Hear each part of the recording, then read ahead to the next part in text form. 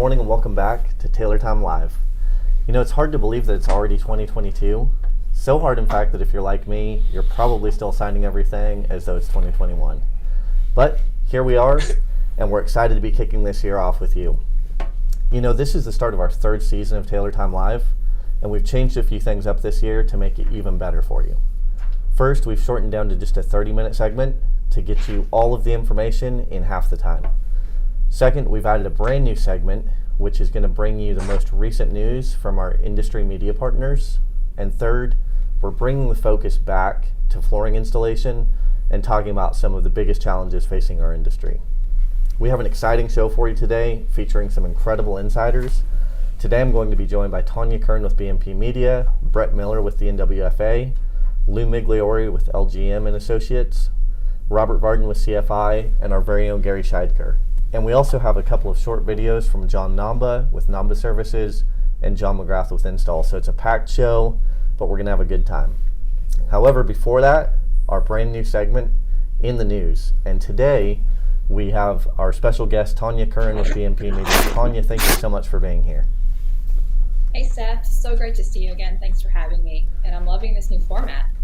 Thank you. Yeah, and always great to see you too, Tanya. Thank you. Yeah, we're excited about the new format for sure. So Tanya, what is happening in the world of news today? What are the big stories we need to pay attention to? Well, for us, we were really excited last week to attend the ribbon cutting for the Floor Covering Education Foundation's new 10-week pilot course. It's a 10-week basic flooring installation course being held at Georgia Northwestern Technical College in Dalton. And it's a wonderful collaboration between CFI, NTCA, and NWFA. And for this first course, they have 8 students who are learning the basics, the super basics needed to install carpet, resilient hardwood, and tile floor coverings. Okay. So it's great to see that program. Yeah, what I really like about this program is that FCEF says it's replicable. They're testing the pilot now, but by the fall, it will be an accredited course, and other people in the flooring industry can take this course and hopefully replicate it in states nationwide. That is awesome, and that is big news. Yeah, and I wanted to let you know that our team at FCI Magazine, we're following those students across the 10-week course to find out how it goes, and we're going to do a quick video update each week to kind of follow them as they go through their learning journey. Yeah, and you actually already have that first video out. It launched today, is that right?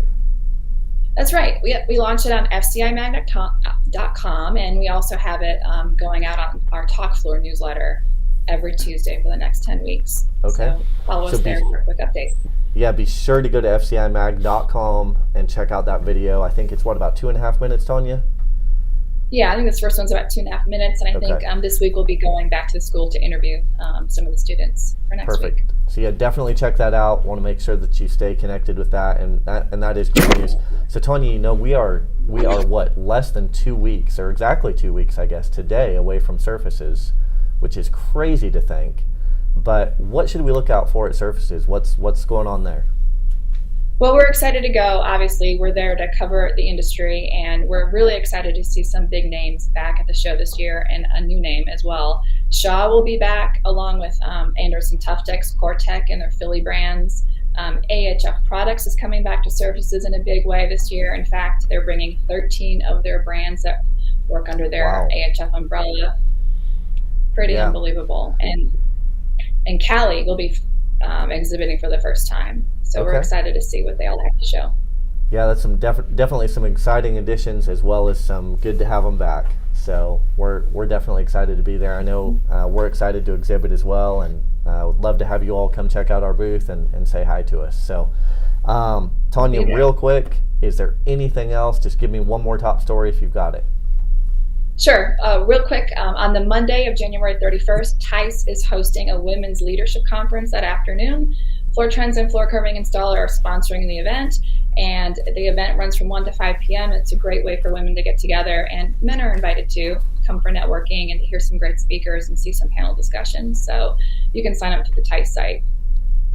Okay. Awesome. So again, sign up for that leadership conference. So check out FCI Mag, watch that video, and go sign up for that conference, especially if you're a female in the industry. So love to get you connected. Tanya, thank you so much for joining us. It's been great to have you. We look forward to seeing you again on a later show. Sounds great. Thanks, Seth. Awesome.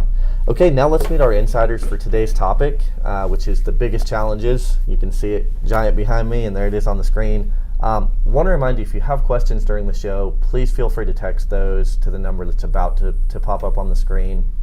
Also, it's in the description right at the bottom in the description if you're watching on YouTube. That phone number's right there. So text us your questions. We'll get those answered. First up, we've got Brett Miller with the NWFA. So Brett, thank you for being here.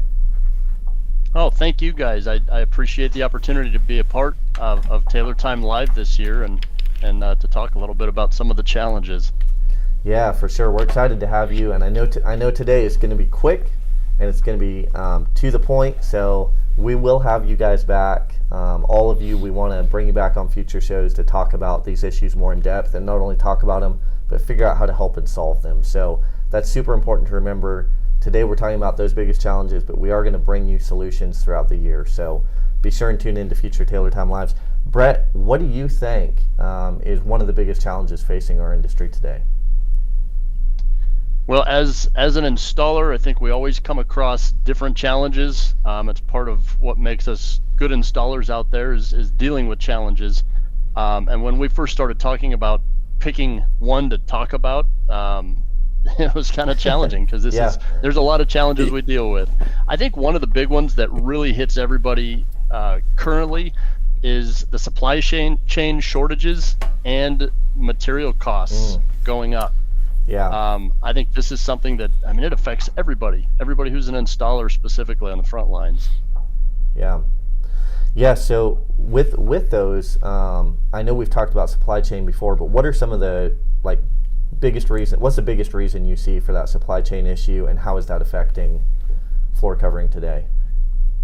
It's hard to put my finger on one cause. I think obviously some of the issues that we run across are related to the delays in projects and the cost increases and everything else. It's almost impossible for a contractor to commit to pricing. You hear of guys that are out there bidding jobs and committing their customer to a contract, and then by the time the product finally is available, the cost has shot up, and a lot of consumers are holding the contractor to these original estimates that they came out with. So, but as for the causes, there are so many different reasons. Obviously, it's easy to lean on COVID, what we've all been dealing with over the last couple of years, and it has absolutely affected the supply chain as well as material costs. Right. And we're you guys seeing have seen things that impact at NWFA as well. Oh, absolutely. And I think it's important to understand that it's not just exclusive to one industry, one floor covering product, or even one trade throughout the construction industry. I think it affects, what we directly see is the effects on hardwood flooring, both solid and engineered. We're seeing it with the adhesives and the other products used to install floors, finishes, as far down the chain as equipment parts for when a piece of equipment breaks down. I think, a piece of equipment, which is our moneymaker, breaks down and we can't get the parts, it really affects production. Sure. Yeah, and so with that supply chain being constrained the way it is, do you think that that's also affecting the labor in the industry as well?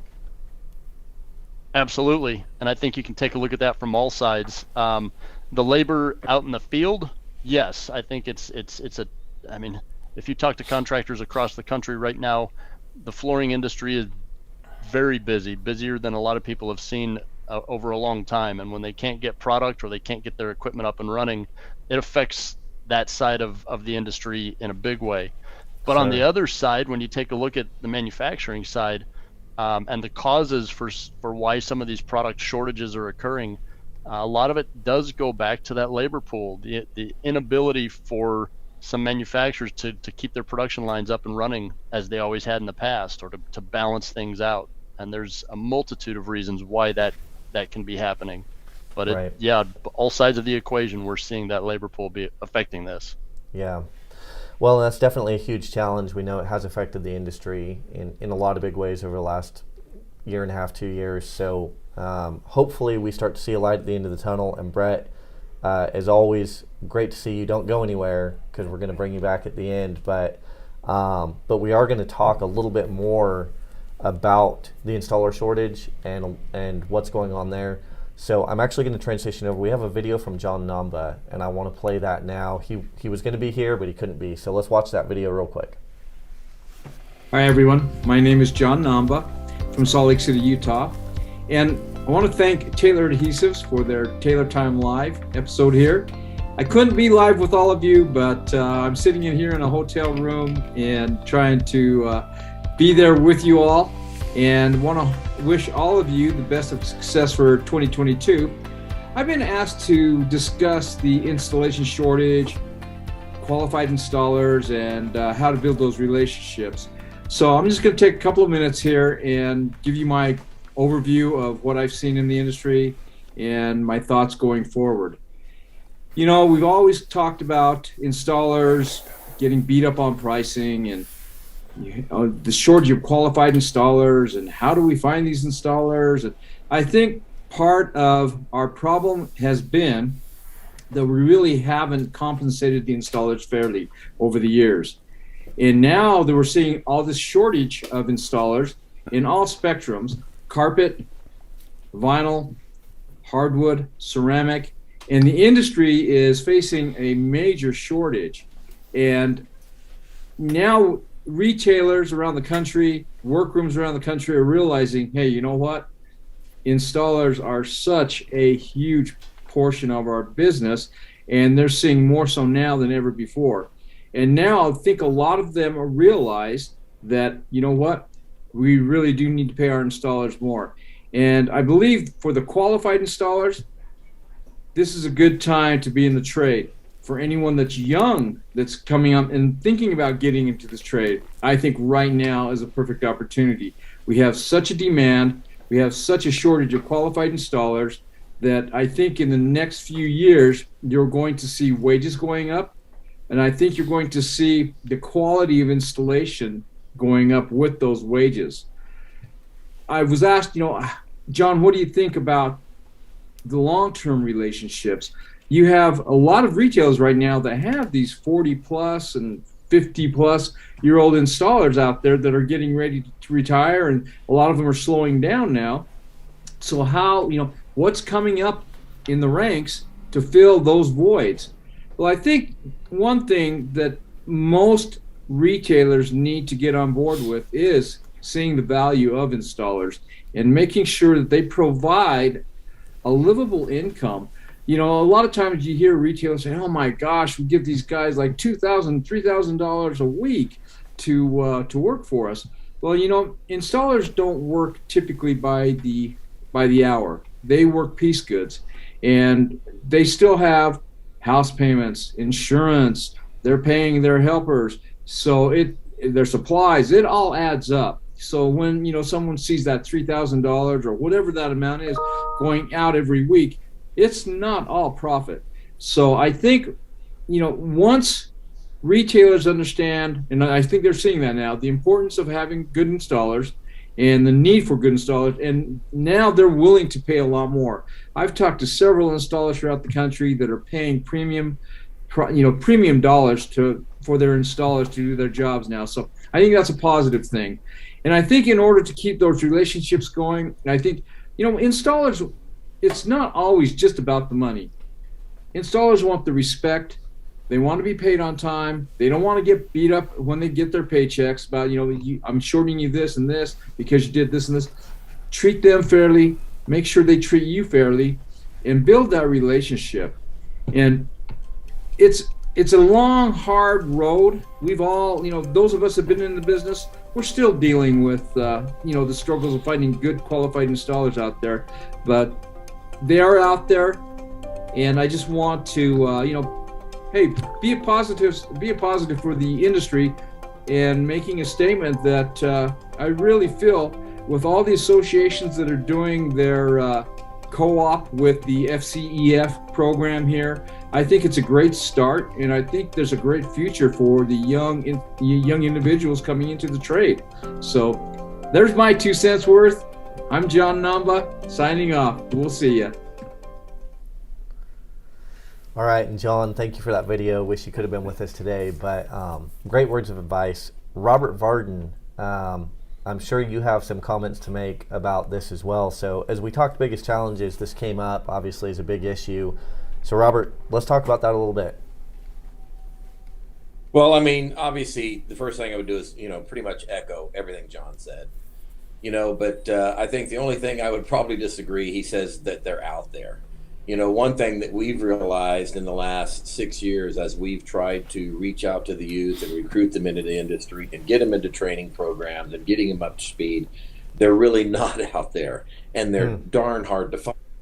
And I think even in the last 6 to 8 months, Seth, if you look at, you can't listen to the radio, turn on the TV, posters, billboards, everybody's looking for help.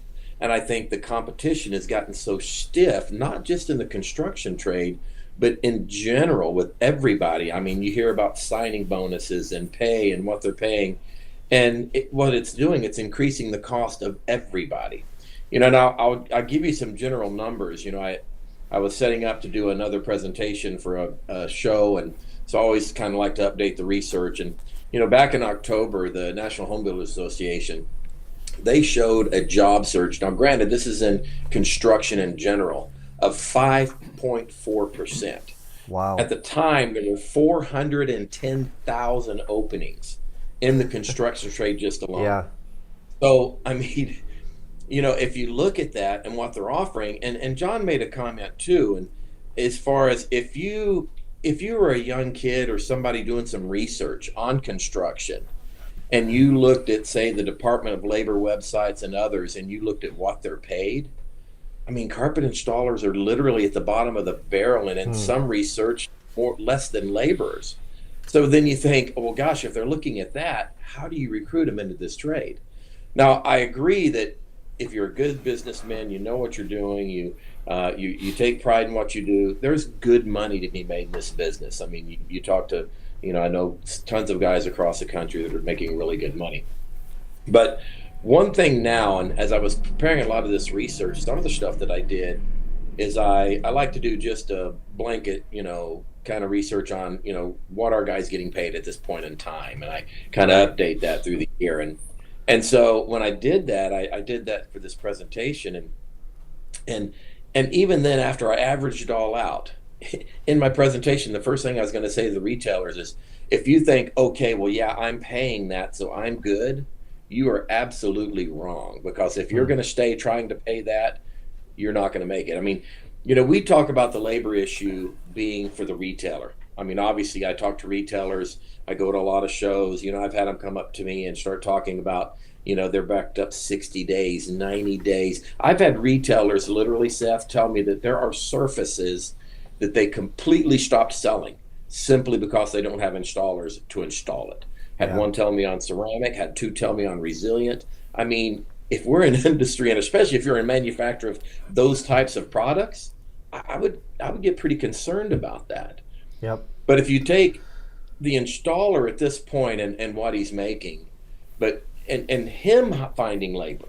In other words, if you're a journeyman, a GC, you're an independent contractor, you're trying to hire apprentices, helpers, whatever tag you want to call them, the cost of them, even in Texas, even a year ago, you could pick up a young kid as a helper or whatever for maybe 12, 13, 14 bucks an hour. That same guy today is going to cost you anywhere from 18 and above. Yeah. If you can look at the sundries, not long ago I could buy a box of tack strip for $27. It's now $42 to $45. Almost sundries in general, and I kind of check with the distributors, and most semen tapes, adhesive, you're looking 10 to 15% increases. So we're in an industry that, like John says, if you look at what the pay raises have been per foot, per yard for ICs in the last 30 years, oh my gosh, it's not even kept up with inflation, much less if you look at it now. And, like I said, these guys won't be able to stay in business. So if the retailer and the dealers don't come in and help those guys out, they're going to leave the business. They're going to do something else. Yeah, definitely. So definitely a big problem. You've pointed out a lot of areas as well as some numbers, which I appreciate, Robert. Speaking of that and installer training, like how do we get people in, right? And what should be expected? We have a video from John McGrath with Install, and I'd like to play that for you really quick. He also wanted to be here but had a conflict, so let's get that video for you real quick. Hello, Taylor Time Live. Hello, Brother Seth. I want to thank you for allowing me to participate in this panel. I apologize for not being there in person with you and the other impressive panelists. I would have liked to have been there, but my family and I are away on a vacation, and I did not want to miss that. My name's John McGrath. I'm the Director of Install, the International Standards and Training Alliance.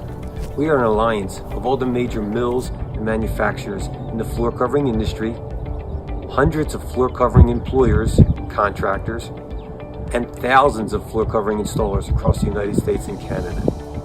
The foundation of Install is our formal, industry-recognized, industry-endorsed training. We follow our training with industry-recognized, industry-endorsed, and industry-specified install certifications. These are so valuable because the industry is changing now at a quicker pace than it ever has. Products are changing all the time. Installation procedures are changing all the time. Materials are changing all the time. And with that, the likes of our customers are changing all the time. So it's so very important that every installer has a reliable source that they can go to keep them up to date with all the training necessary to install the product correctly. Also, customers are changing in that in the past, it was okay for an installer to be an expert at one aspect of the training. There was enough demand for them to do that. But now, customers want one source for all their floor covering needs. So they're going to rely on their installers or their installer team to install the soft goods, to install the hard goods, to install wood, to incorporate concrete polishing and the other resinous materials. So it's very valuable or very vital for every installer to protect and ensure that they have a good career for them and for their family, that they're well versed and diversified in all of the needs that are out there today for our installers. So we suggest that installers look for that source. They look to Install. And there are other sources out there where you can rely on that the manufacturers recommend, endorse, and they back up those installer trainings. So as far as the number one challenge that I think is facing installers in the industry today, I think it's keeping up with the needs of the customers with reliable training and certifications. Thank you very much. Have a great day. Have a great career.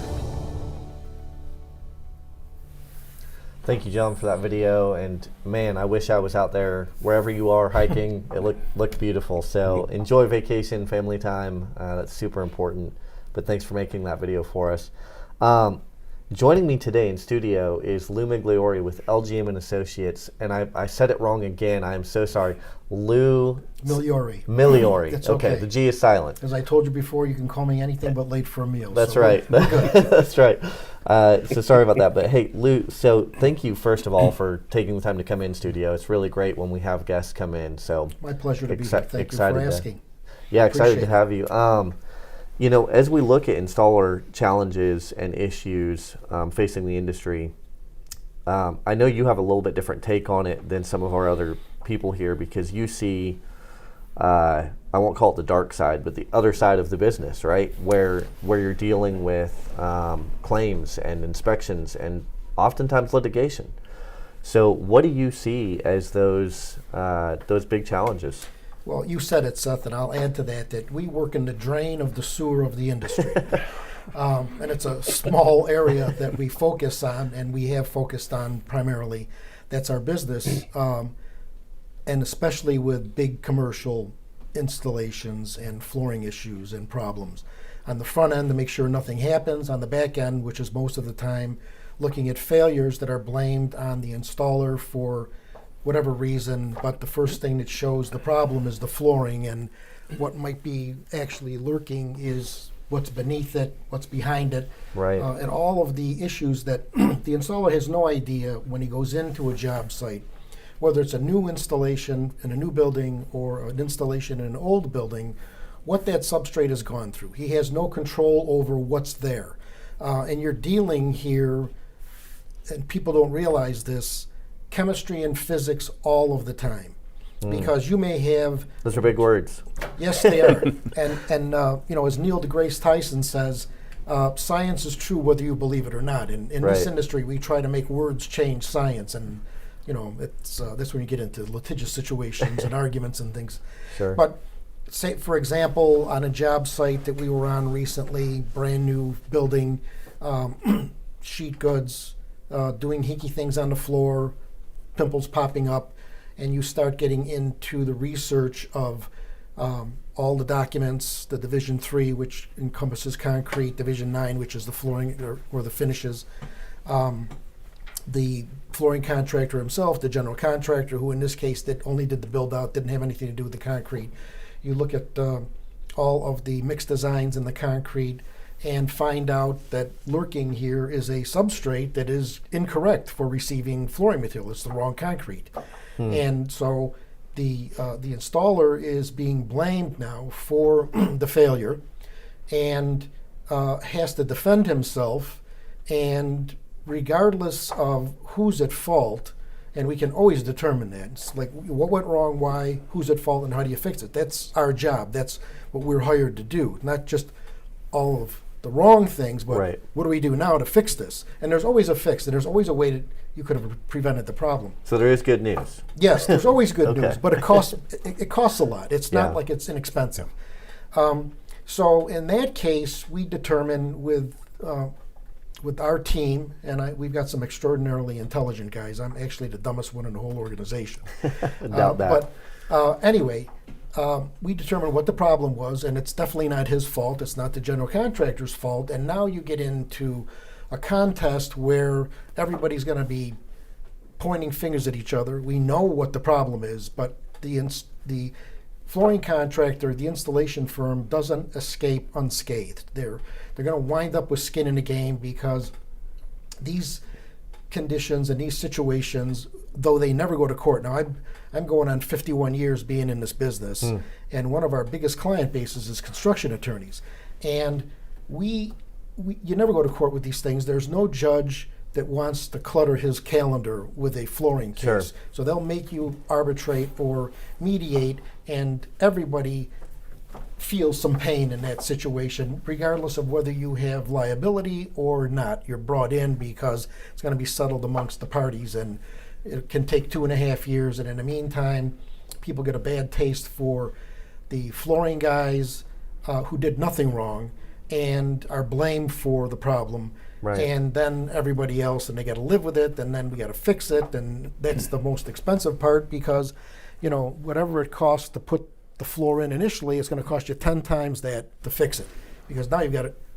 If it's a medical facility, you're up and running. You Yep. can't shut that down, and these things get astronomically expensive, into the multi-millions of dollars.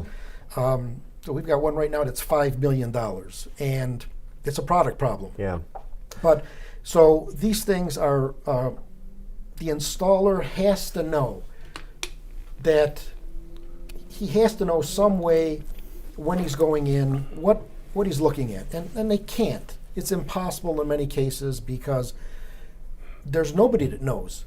And Right. you know, if you go into an old building, some manufacturers say, well, you can't install this material unless all the old adhesive is up, and you don't know what the reaction is going to be with what's there as opposed, you know, how it's going to react with the material. So Right.